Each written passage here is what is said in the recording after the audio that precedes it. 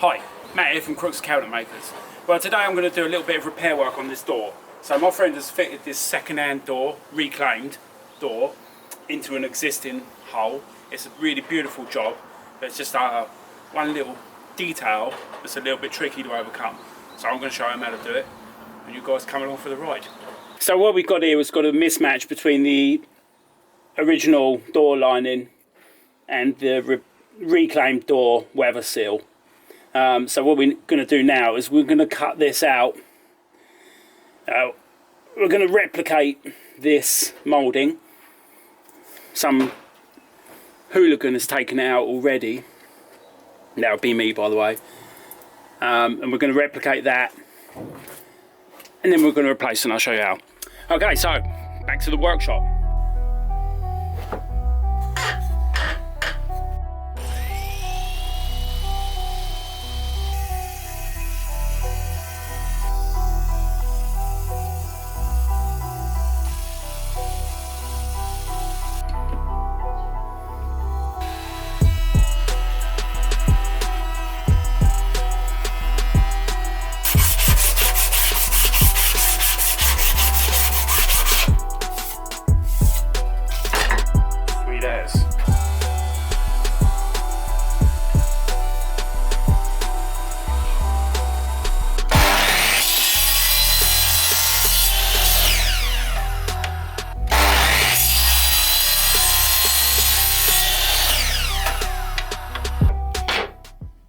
So this is the replacement bead that we've made here.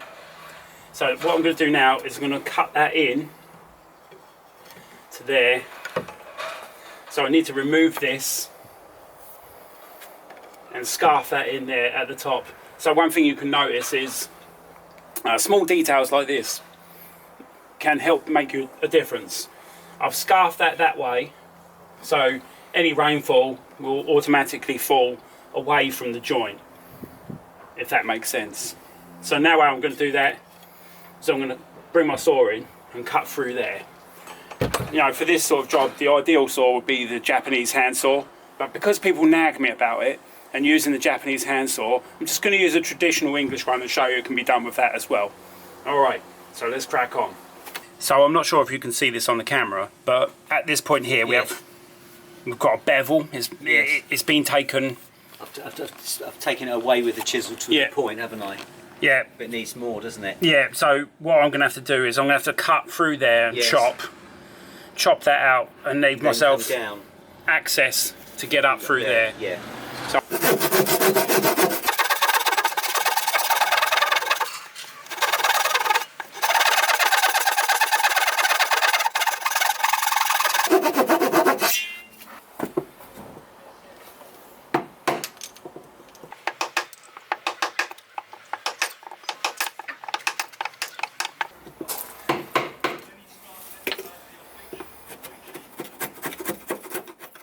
right, I've still got a bulge in it, I think.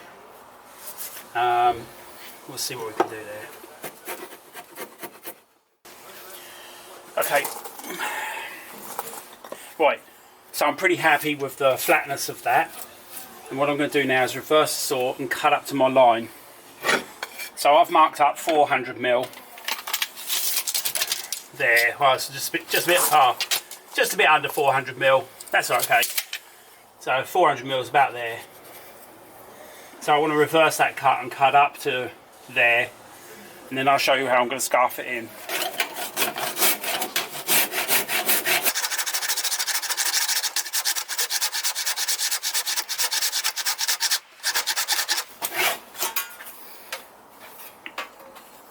I'm just going to cut through these and then we'll get back to it when I've done that.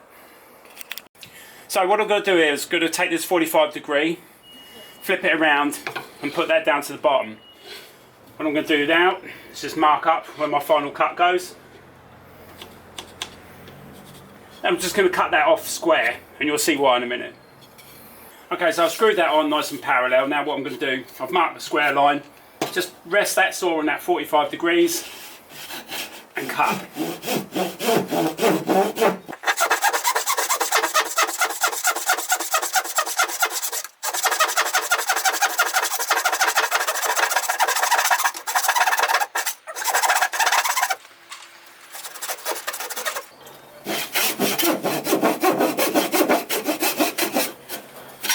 Okay, I'm satisfied that cut is good enough, so take that off.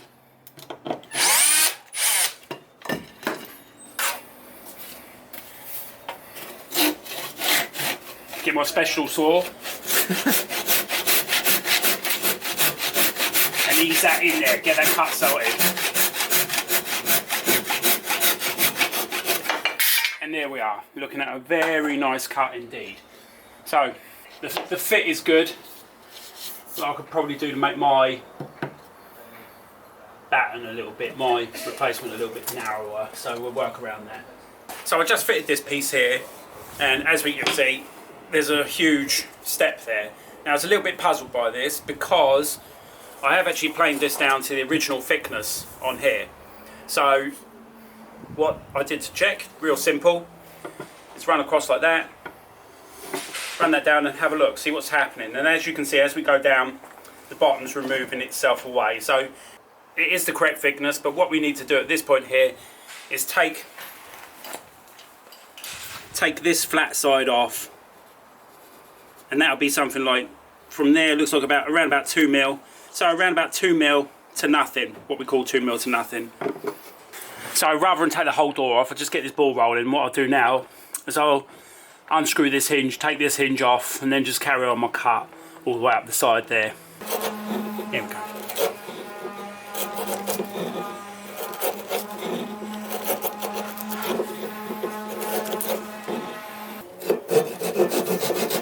Just really light pressure. Just enough pressure to keep the saw moving backwards and forwards. Let it find its own way down there.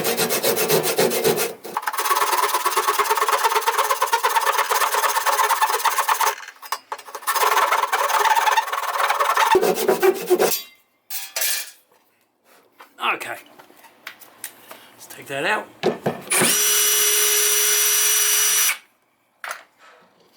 And that is a gorgeous cut. That's better, isn't it? Yeah. So for this one, we just want to go this end, take 2 mil off, down to about here to nothing, so 2 mil to nothing. So if we start planing from here and work down there, we should get the taper we want.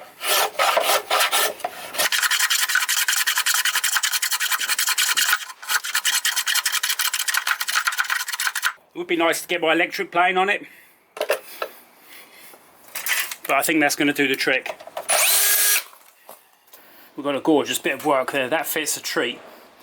I will need to run down that with the sander and perhaps a little bit of a planer, but these parts of the beading match and look really good. It's a beautiful shape on that. What are you saying?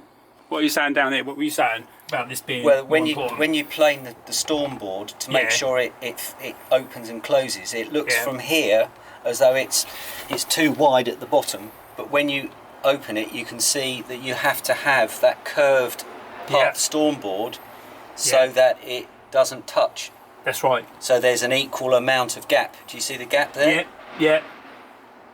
But obviously when it's closed like that, that's where the drafts can come through. Yeah. So it's quite important. So on this part here, similarly, we got to leave what, you know, around about 2 to 3 mil. Yeah. Perhaps even 3 so that mil. It can overlap.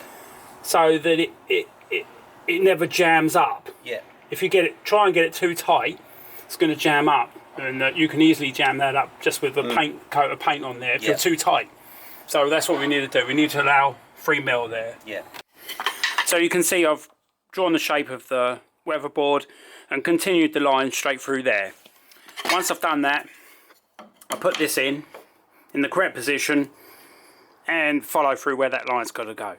Now my next move is to put that on there, turn it around flat and draw the weatherboard on that side.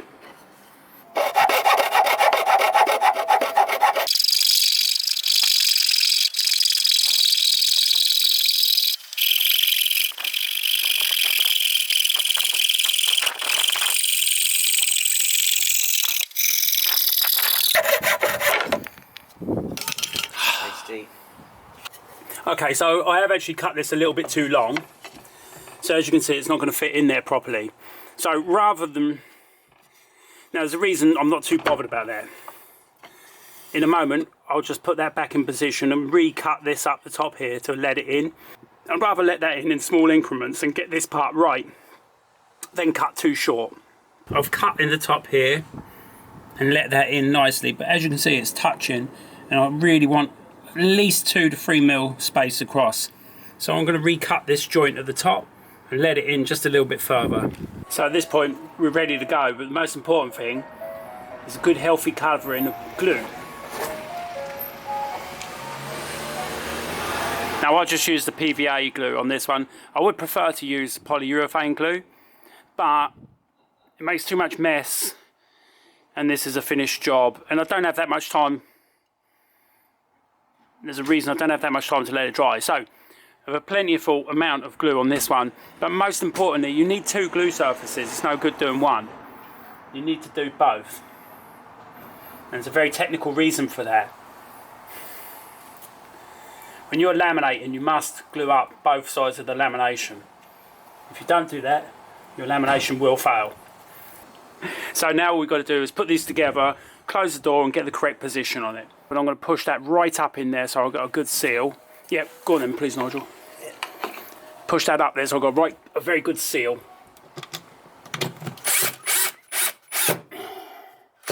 Oh, that slipped a bit, but we don't need to worry about that. That's a good fit all the way down, so we're going to be on the safe side and just put a piece of sandpaper in there. Could you open the door again, Nigel, please? And close it, mate. Just going to put that bit of sandpaper in, so we've got a good gap. Okay, so that slipped as well. Okay, could you open that up, Nigel, please? Thanks. So for some reason or other, these have all slipped. Oh, that's gotten all over the place. Can you close that again for us, Nigel, please? Yeah, okay. So there we have it. A beautifully scribed in piece. It's a peely. Now the only thing we need to do with that, before any paint goes on, to use a timber preserver. Here's the other side. Nice even gappage around that. Beautiful joint. Hi there, Matt's out at another job at the moment, so he's asked me if I would carry on doing the prepping ready for painting. As you can see, the 2 side pieces going down to the storm board have been sanded down. I've done some filling and then I'll rub them down and see how much more filling needs to be done. There we are. And then the next thing that we'll do is we'll put some special wood preservative treatment on these pieces here and here, ready for painting. Yeah, and then, yes. So just putting on some wood preservative. Stops the wet rot and makes the wood last longer. There we go. I've got my grandson James helping me, aren't you? Is this good? Yes. It is. There we are. Okay. You're going to say bye-bye? Bye-bye. So take a look at that.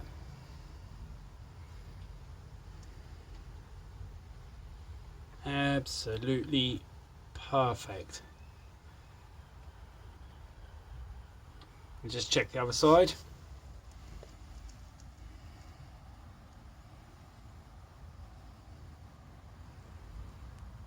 Perfect.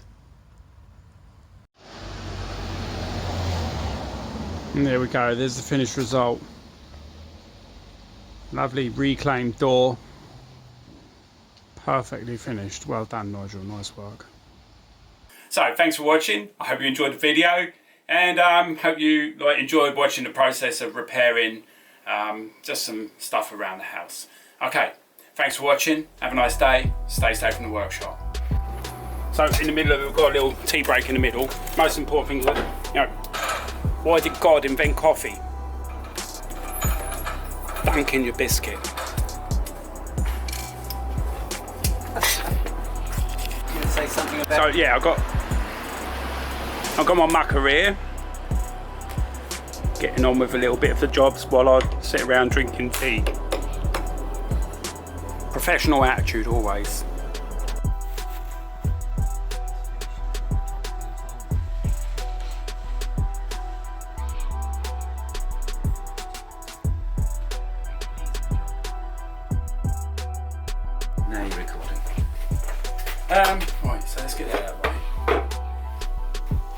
Right, so I hope you enjoyed the video. Show you quite an easy repair around the house, and something most people can do with some basic hand tools and perhaps a router. No, that's not true, is it? What did I say in the first time? I forgot now.